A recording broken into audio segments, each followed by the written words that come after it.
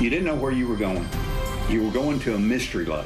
Delta Airlines flew in 4 or 5 different directions just to throw off the guys with a compass, you know, trying to decide which way we're going. They had all your tackle boxes, and they got them out, and you had your name engraved on the box, and they'd weigh it. They picked what they wanted out till they got the weight down. Well, everybody knew you needed spoons there and you needed wine. And when the wind starts blowing in across that, down that sound and across that ocean, there is no place to hide. The waves were bigger than the depth of the water. That's a problem that boats can't handle, because when you go down in the troughs and you hit the bottom, you lose control of the boat. Jack sails a spoon out there. Kapoosh, a 6-pound bass gets his spoon. Well, I didn't believe it. Yes, I didn't believe it. I really didn't. It was a tournament of 40-mile-an-hour winds, of fishermen and media people backing out or going out on the lake. It's just a tremendous tournament. It just blew a lot of people's mind.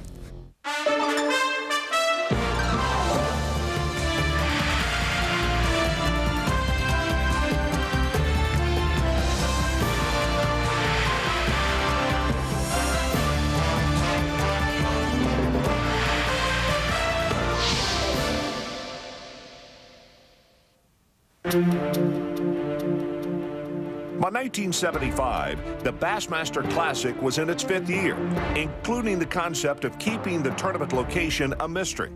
But after 4 years, it was becoming more and more difficult for BASS to keep the Classic location to themselves. In the later years, keeping the Classic a mystery became a full-time job. It was getting almost impossible to do everything that we had to do and keep people from finding out where we were going. People were trying to discover where it was. There's always rumors spread around that the covered Ranger boats were headed down this way, that way, and word gets back, people out on the highway see them. Mickey Wood was Forrest Wood's brother, would lead the convoy, and I would tell him, I said, Mickey, you be in your motel room or you be in your office at Flipping at a certain time, and I'll call you and tell you where to go. I said, I want you to go so-and-so and so-and-so, get off at this exit, go to this motel, and tell them your name is, you know, we had a name made up for him. And I said, you stay there until I call you again, and I'll tell him what time I would call him the next day and tell him where to go the next day. And that's why we moved the boats across the country. They had no idea where they were going. We used a lot of cover stories. Delta insisted that they had to have a name of the people that's occupying the seat. Well, that was going to be difficult for us, so I took the Montgomery, Alabama phone directory and sat there and flipped pages and gave them the names of 100 people or so, however many we was going to have on, and then later changed every one of them. To my knowledge, no one outside the need-to-know basis discovered where the site of the Classic was. All the Classic competitors rendezvoused in New Orleans, but none of them knew where they were headed next. You didn't know where you were going. You were going to a mystery lake, and everyone would meet at a particular location. Ray Scott had chartered a big Delta jet, and at 10,000, 20,000 feet, he would open the envelope, and he would read where we were going. Ray was famous for doing these false landings and taking off again. Delta Airlines flew in 4 or 5 different directions just to throw off the guys with a compass, you know, trying to decide which way we go. Of course, everybody's trying to say, well, the plane's heading west, you know, it's heading east. Trying to look at the sun and the water and the town, and of course it was circling, and nobody knew anything. I think he would have the plane fly around in circles and do didos and dips and spin around, because everybody was gawking, looking out the window. Oh, there's the Mississippi River. Uh-oh, we're going west. We're going west. I bet we're going out in Oklahoma. We may be going to Lake Mead. And then all of a sudden, we look out the window again and said, that ain't the Arkansas River. We're crossing the Mississippi River again. We went up the coast, and we went out, and everybody's looking at the ocean. What are we doing over the ocean? Fly off in one direction, and we said, we're going north. We may be going to Canada this time. Well, They would fly for a while, and then the shadows would turn around. No, we're going west, and we never knew where we're going. First thing you know, they'd circle around, and then when we landed at Norfolk, I couldn't have been, you know, any more surprised. The next thing I know, we land in Norfolk, Virginia, which is like, you know, an hour from my house. And I said, I wonder where we're going. This is not right. Where are we going? You know, we're gonna get off the plane, we're gonna have dinner, we're gonna get on the plane, we're gonna go to a real place to fish. Oh, and then everybody says, oh, we're going to the Currituck Sound. Where's that? You know, I mean, I'd heard a little bit about duck hunting at Currituck or something, but I didn't even know there was bass there. Coming up next. When we realized where we were going, we still didn't know where we were going. They took a shopping bag and raked all these lures into it. And there was a guy over there with his family, about 8 or 9 kids, and they asked him, is he a fisherman? And he said, yes, sir. He said, well, here, have you some lures, and gave that bag away, and everybody just couldn't believe it. You know, those 4 original big O's heading on down the road.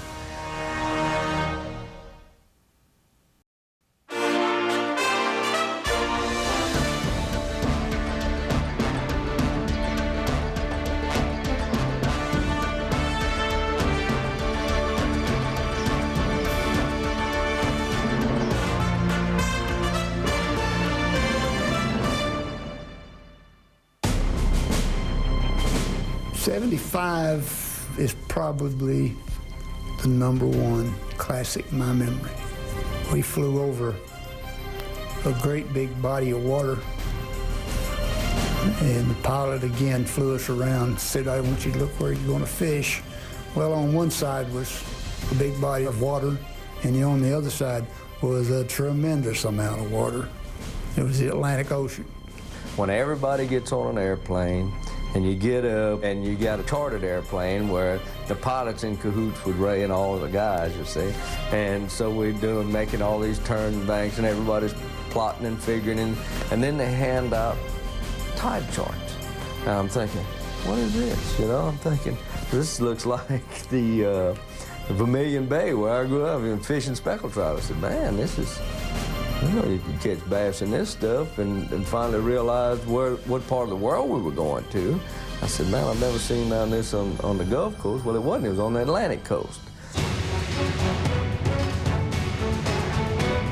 North Carolina's Currituck Sound was a completely foreign body of water for most of the classic competitors.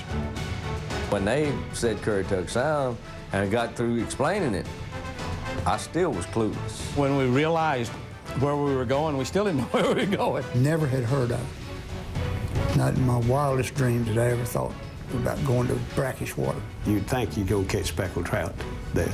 And I said, there's no bass in that thing. I looked it up on the map, and it was a big body of water, hundreds of miles of fishing, and then it was like a needle in a haystack finding the fish, doing it when the tides were this way, that way, and it was kind of confusing to me. I'd never fished grass before. You know, it was full of beautiful milfoil and duck blinds. I never fished hardly any duck blinds.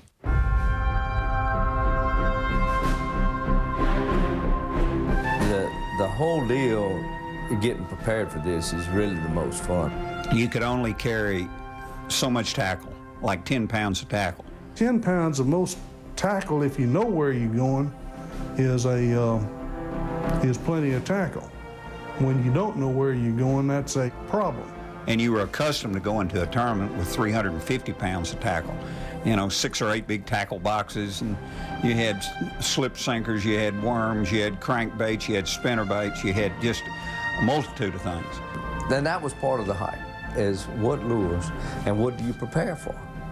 Because you could go to where we ended up going on that one, where it's all shallow water fishing, or we could have gone to an impoundment that would have been deep and clear, which would have been a whole different program. You know, so you had to have a little bit of everything. We got off this bus at the Classic. There was a high school band there to meet us and about 10 spectators.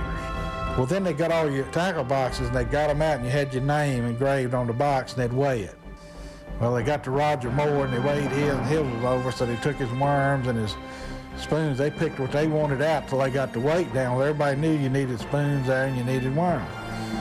Well, then they got to Billy Westmoreland, and he had like 4 original Big O's in his box. That's the first lures they took. They were hand-signed by Fred Young and everything. They took them out, and then they took some of his other good stuff. They took a shopping bag and raked all these lures into it. And there was a guy over there with his family, about 8 or 9 kids, and they asked him, is he a fisherman? And he said, yes, sir. He said, well, here, have you some lures, and gave that bag away, and everybody just couldn't believe it. You know, there was 4 original Big O's heading on down the road. That guy probably didn't know what he had or never does to this day. Coming up next, Jack stands up in the boat, and I'm right there, and Jack sails a spoon out there. Kapoosh, a 6-pound bass gets his spoon. I said, my heavens, Jack, that's a big fish. He said, it sure is.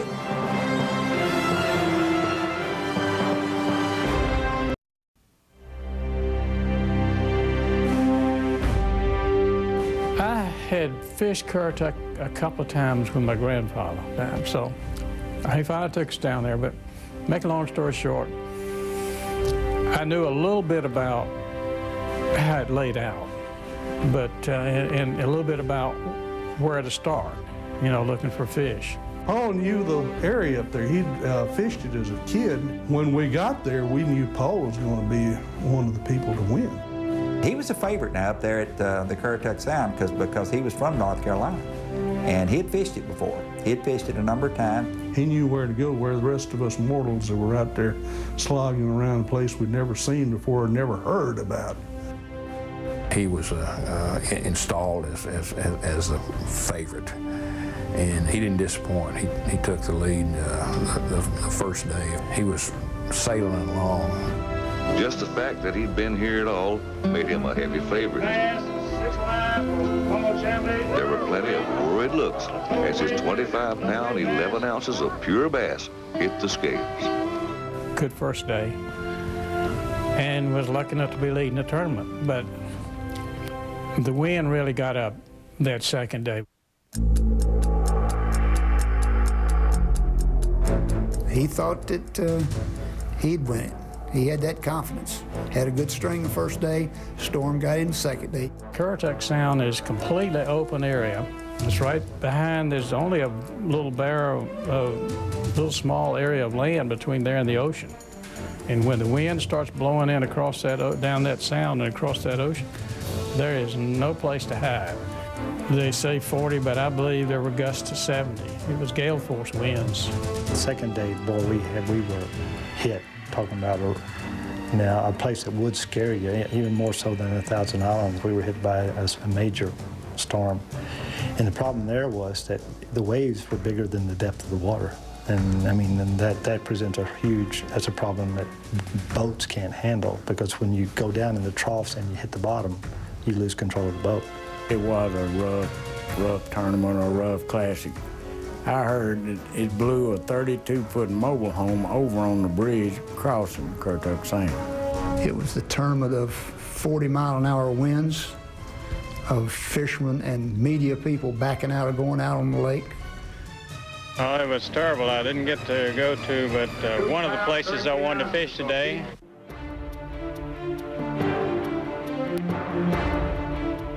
Louisiana's Jack Haynes had a plan to attack Currituck Sound, but it wasn't the plan he would finish with. I felt like if I could go out and possibly catch, 15 pounds a day, 12 to 15 pounds a day, I'd probably be in the pack. And I had a limit, I'm pretty sure, that day. And of course, everybody else did. And there was a lot of them that had a lot more than me. I was pretty far down in the pack. Caught a fair amount. The first day he wasn't in contention or anything. He was way back in the pack. The next day, or that night, is when the cold front came in. And the cold front came in and made it so tough to try to get up anywhere. I couldn't even think about going all the way around that island. Some of them went on up the other way, but I had to stay in that cove that we took off from. Wind is blowing real hard. Still can't get across to where we'd fished the first day. Marvin Baker had caught a bunch of fish on these pilings. I think he was in about second place. Jack Haynes at the time hadn't really caught any fish. And so we pulled into this cove, and there's Jack Haynes. It's noon. And I'm in this little pocket, I'm throwing something, I don't know, some kind of worm. And Jack Haynes comes up, and I said, Jack, how have you done? He says, well, I haven't done any good yet. I'm right there, and I eat a sandwich, and Jack, he's eating a sandwich, and we're sitting there talking, and neither one of us are fishing for about 10 or 15 minutes. There was one piece of wood in the water right behind my boat where I pulled in, and there was a little hole right there. Jack stands up in the boat, and I'm right there, and Jack sails a spoon out there. Kapoosh, a 6-pound bass gets his spoon. I said, my heavens, Jack, that's a big fish. He said, it sure is. Boy, he gets this thing in. And I threw my bait across that thing and dragged it through that hole and caught about a 6-pounder pulled up on the bank. And he's sitting right back there looking at me like, what are you doing? I thought you were eating. You know? Those are back out there a couple times. Kaboosh, a 5-pound bass gets his spoon. And I'm saying, my God, Jack, you've caught 2 monster bass. And so he said, get away, get away, get away. You know, in other words, he's got this one little spot. He's tied up. He didn't even move it. His boat is tied up on that dock. He says, I got dibsies on this place. All of a sudden, I had one and a 6-pounder, 2 6-pounders, and I went and back out there to my duck blind, caught another little fish, and ended up with, I think, 17 pounds and 4 fish. And Paul's stringer was down a lot. Well, I moved up. You know, he probably caught 12 pounds or so the next day, something like that, but I had a little climb going. Coming up next. The sound was so chopped up with, I mean, there were logs and leaves and all kinds of, there was just no way that anything looked like it did the day before. Paul had one pattern going, and it was milfoil. And he panicked and started running.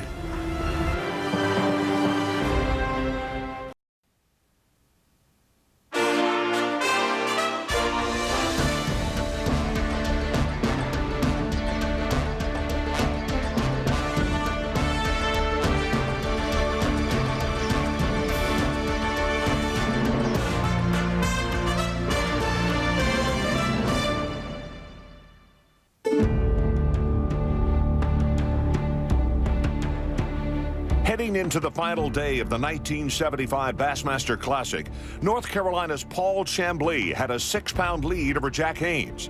With the weather worsening and fishing becoming more difficult, everyone considered the tournament over. Everybody had kind of conceded that everybody was fishing for second place and that Paul would win the tournament walking away. And then that horrible wind came up.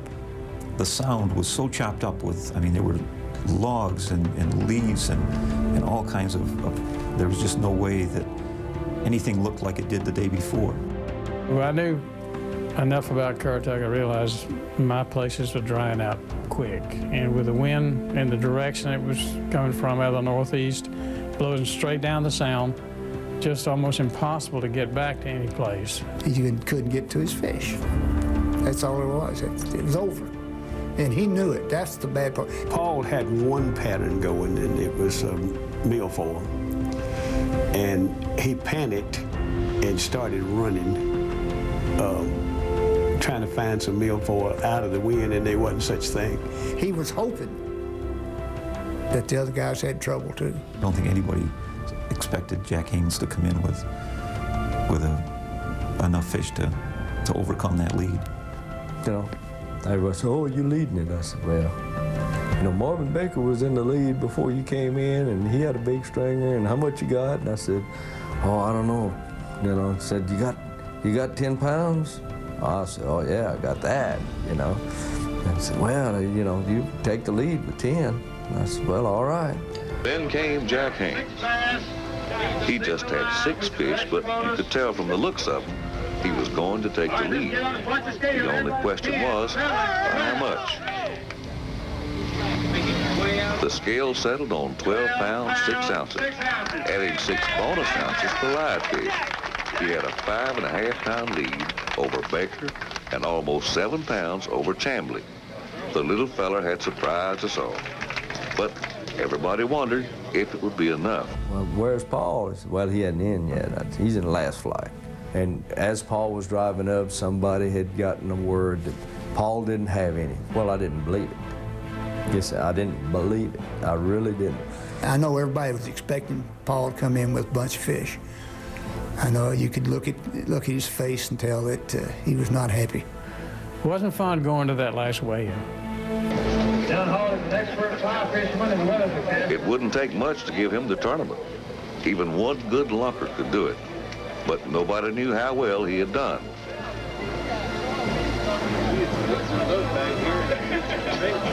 Then it was out.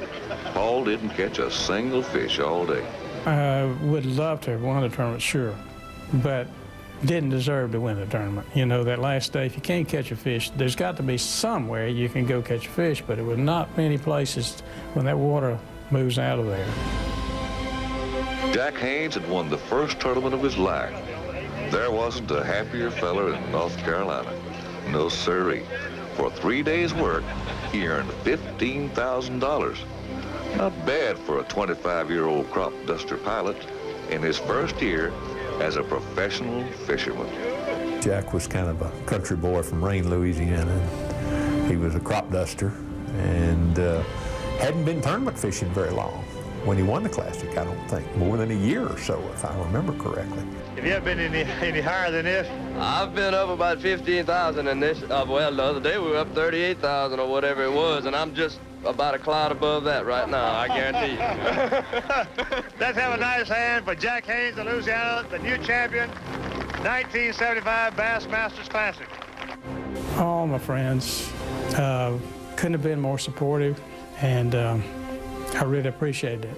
And I hated to let them down because they were counting on me winning that tournament. But, you know, that's the way fishing goes, and I'm glad that Jack, I'm sure, needed it as much as anybody, you know.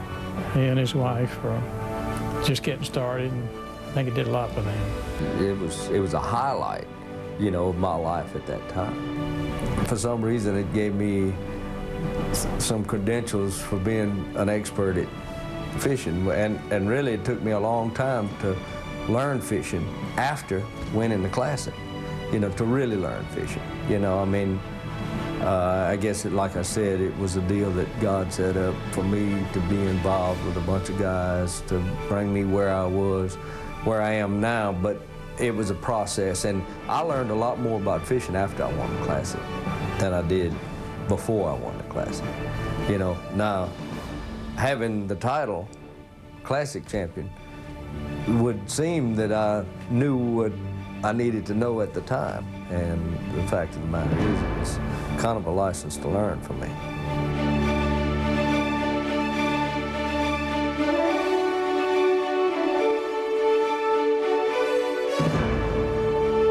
This has been a presentation of ESPN, the worldwide leader in sports.